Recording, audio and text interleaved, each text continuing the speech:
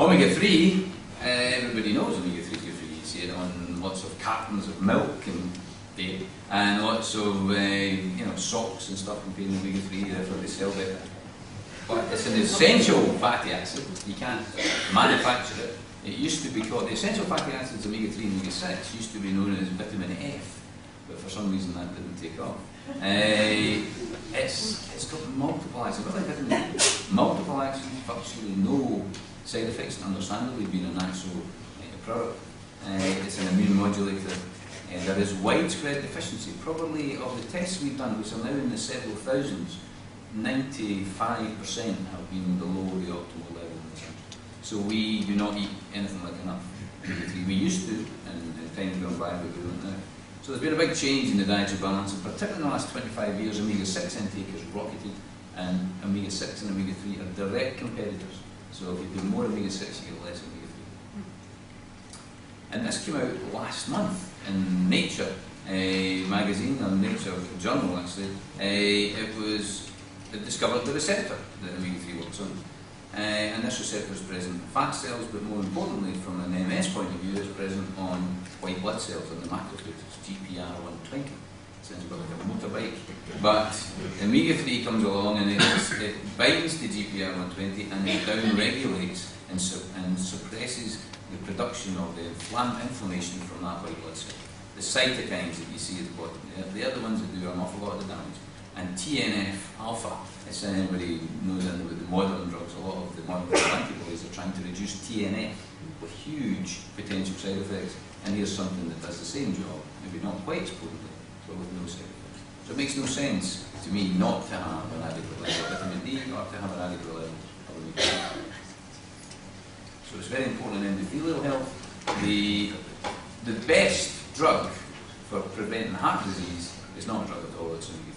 It's actually part of the NICE guidelines. If you've had a heart attack, it's the 5th thing that they recommend you should take. It should actually be the 1st thing, because it's probably one of the most effective, more effective than statins, have been shown in several studies. It's an anticoagulant. This is where it becomes important for CCSP9. This is an anticoagulant. When they did the early studies in the 70s, they took blood from the Inuits in Greenland. It took 3 times as long for the blood to stop after they'd done a venopuncture than from the Danish people. Now, there's not been formally, there's a very simple study to do, but I couldn't find any study where I actually measured clotting times with omega-3, but that's something we'll be doing quite shortly.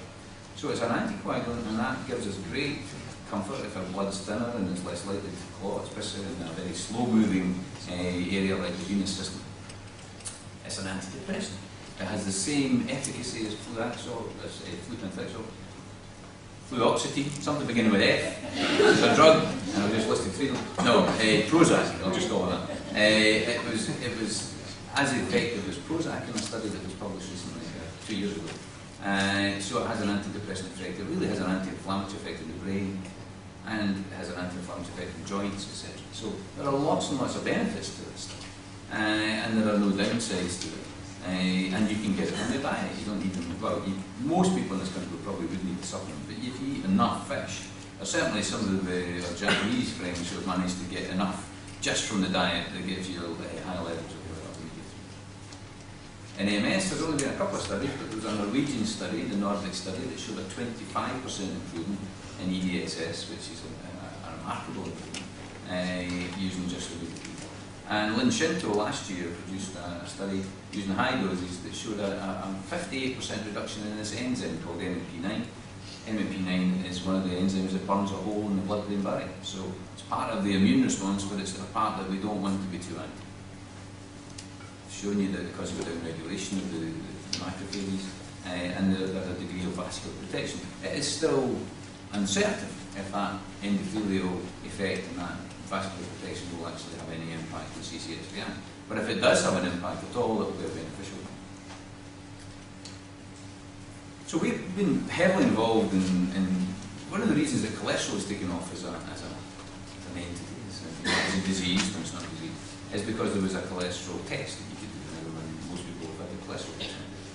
Interestingly, in Japan, as your cholesterol level increases, it has no impact whatsoever on heart disease.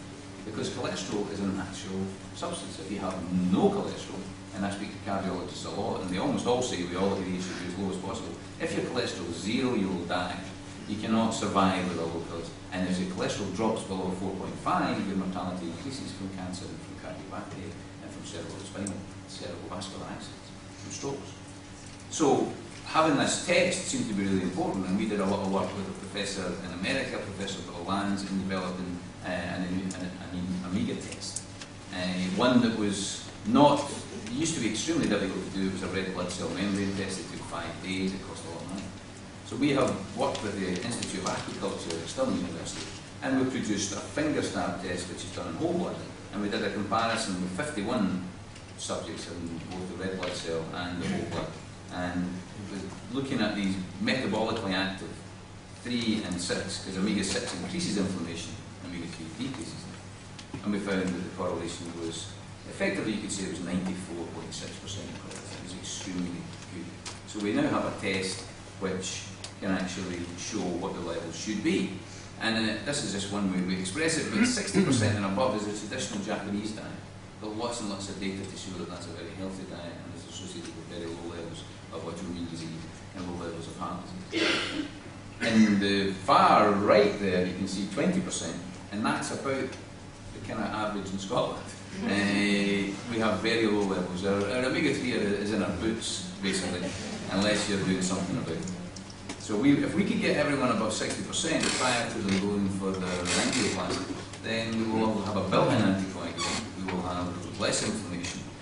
Any operation, I'm sure, there's a study in America that we're participating in which we're helping with in St. Paul's in Minneapolis, where they're looking at using high levels of omega-3 prior to surgery, and the expectation is there'll be a lot less complications because it's a less inflamed tissue that you're actually operating. Inosine. Another interesting natural substance as part of your DNA, and there was a study done by Markovitz and Al-Rasuli, Professor Cooper over in America, who've been looking at this for a long time, and they showed that actually inosine causes an increase in uric acid, which causes gout in high levels. Gout is very, very unusual in MS. It's 64 times less likely to happen because uric acid is a natural buffer of overactivity of the immune system, so your own body is trying to redress this overactivity, usually unsuccessfully. And uric acid levels are often very low in MS patients and also in chronic fatigue patients. So taking uric acid on its own makes no difference because your body excretes it, but if you take inosine, which is a natural component of the DNA system, it will break into uric acid, and that reduces ono activity, when is on the peroxynitrate. It reduces immune activity, basically. And there was a study by Markovitz, and this study showed that there was reduced MRI lesions, improved EDSS scores, and decreased nitrotyrosine, which is a marker for the ono. So peroxynitrates, we can talk about the venous flow and the venous system, and it's very important, but we do know that the immune system is involved here, and that the immune system is full of these cells which are highly charged, they're full of weapons, and they're there to defend us against the foreign invaders, defend us against bacteria, fungus, viruses, and they use pretty powerful weapons to try and kill these foreign invaders. And quite often they'll produce these two gases. It's a bit like Doctor Who, if a dialect and it fires out two gases, this fires out superoxide, OO, and nitric oxide. Nitric oxide is actually fine, and we can deal with that, but the combination of the two rapidly combines together to produce this ONOO, which is a peroxynitrate. And that's a free radical, and it causes lots and lots of damage. It damages the DNA, the cell membrane, enzyme systems. It's what does the damage to the myelin sheath, actually. Nitrotyrosine is a marker for this. It's very difficult to measure ONOs. They're only there for hundredths of a second. But nitrotyrosine is an amino acid which gets the N part of the ono attached to the nitro part, and you produce nitrotyrosine. And I have a very simple slide here to demonstrate this. So superoxide and nitric oxide produced together, and look at that, isn't that nice? I'll do that again.